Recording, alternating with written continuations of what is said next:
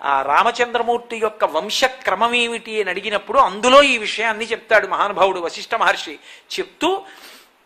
అవ్యక్తము బ్రహ్మ, మరీచి, మరీచి యొక్క కొడుకు కశ్యపుడు, కశ్యపుడి కొడుకు సూర్యుడు, సూర్యుడి యొక్క కొడుకు మనువు, మనువు యొక్క కొడుకు ఇక్ష్వాకువు, ఇక్ష్వాకువు యొక్క కొడుకు కుక్షి, కుక్షికి వికుక్షి, వికుక్షికి బాణుడు, బాణునికి అనరణ్యుడు, అనరణ్యుడికి పృథువు, పృథువికి త్రిశంకుడు, త్రిశంకువుకి దుందుమారుడు లేదా యువనాశ్వుడు, ఆయనకి మాంధాత, మాంధాతకి ధ్రువసంధి, ధ్రువసంధికి ప్రసేనజిత్, సుసంధి, ధ్రువసంధి, ప్రసేనచిత్, ధ్రువసంధికి భరతుడు, భరతునికి అసితుడు, అసితునికి సగరుడు, సగరుడికి అసమంజసుడు, అసమంజసునికి అంశుమంతుడు, అంశుమంతునికి దిలీపుడు, దిలీపునికి భగీరథుడు, భగీరథునికి కకుత్సుడు, కకుత్సునికి రఘువు, రఘువుకి ప్రవృద్ధుడు, ప్రవృద్ధునికి శంఖనుడు, శంఖనుడికి సుదర్శనుడు, సుదర్శనుడికి శీఘ్రగుడు, శీఘ్రగునికి